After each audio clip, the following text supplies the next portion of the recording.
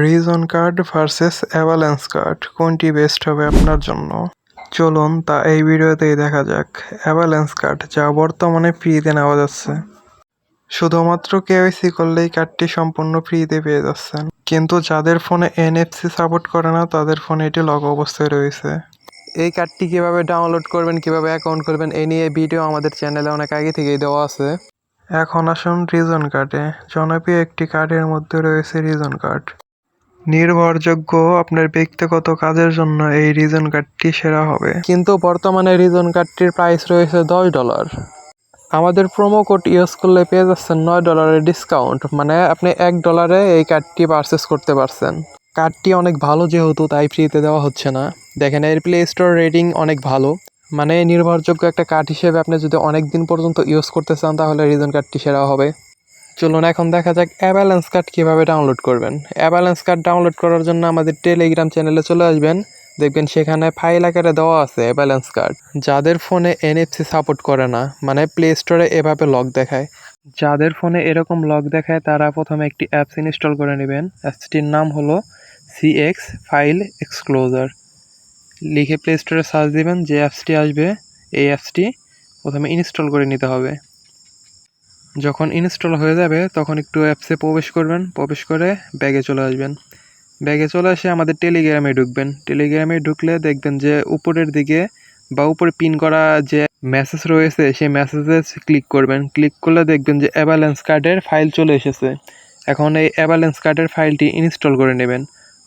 অবশ্যই আমরা যে প্রথমে ফাইল এক্সক্লোজার নামের অ্যাপসটি প্লে স্টোর থেকে নামাইলাম সেই অ্যাপসটিতে এটি ইনস্টল করতে হবে, যাতে আমাদের ফোনে সাপোর্ট করে। ইনস্টলে চাপ দিলে কিছুক্ষণ ওয়েট করবেন, দেখবেন যে কার্ডটি ইনস্টল হয়ে গিয়েছে।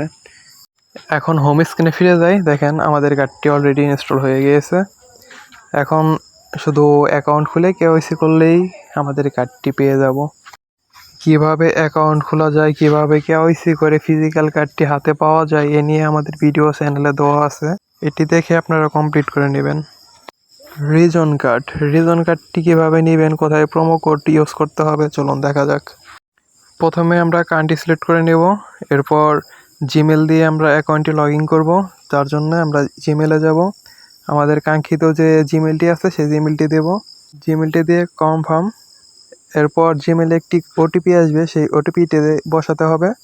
আমার উপরে OTP এসেছে, আপনার উপরে OTP নাও আসতে পারে। মেইল বক্স চেক করবেন, সেখান থেকে OTP কালেক্ট করবেন এবং এখানে বসাবেন।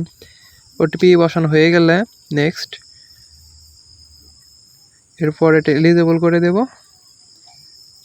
এরপর বায়োমেট্রিক অন করে নেব, আপনারা চাইলে এটা পরেও করতে পারেন। এরপর দেখেন কার্ডের অপশানে নিয়ে এসেছে। এখন যে ডিসকাউন্ট দেখছেন সেটি হলো অফিসিয়াল প্রোমো কোড। আমরা এই প্রোমো কোড ইউজ করব না, আমরা আমাদের নিজস্ব প্রোমো কোড আছে সেটি ইউজ করে $1 নিয়ে আসবো। আর এটি হচ্ছে কার্ডের প্লান্স। এই প্লান্সগুলো কার্ড পারচেস করলে 1 মাসের জন্য ফ্রিতে পেয়ে যাবেন।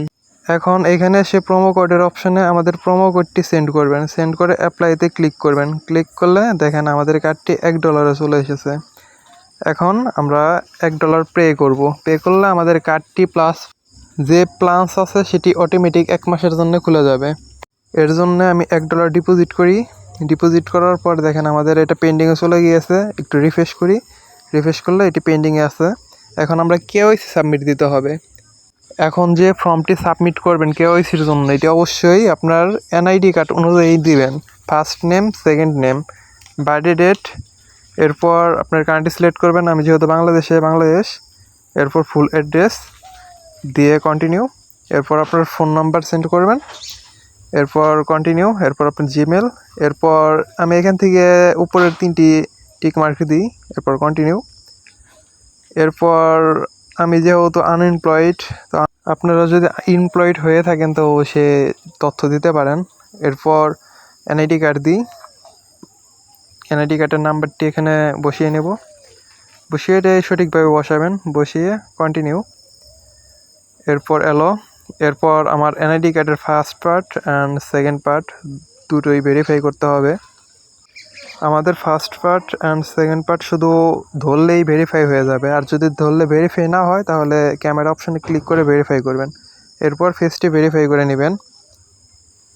এরপর উপরের 4টি টিক মার্ক দিয়ে কন্টিনিউ। এরপর একটু ওয়েট করবেন, দেখবেন যে কার্ডটি অ্যাক্টিভ হয়ে গেছে।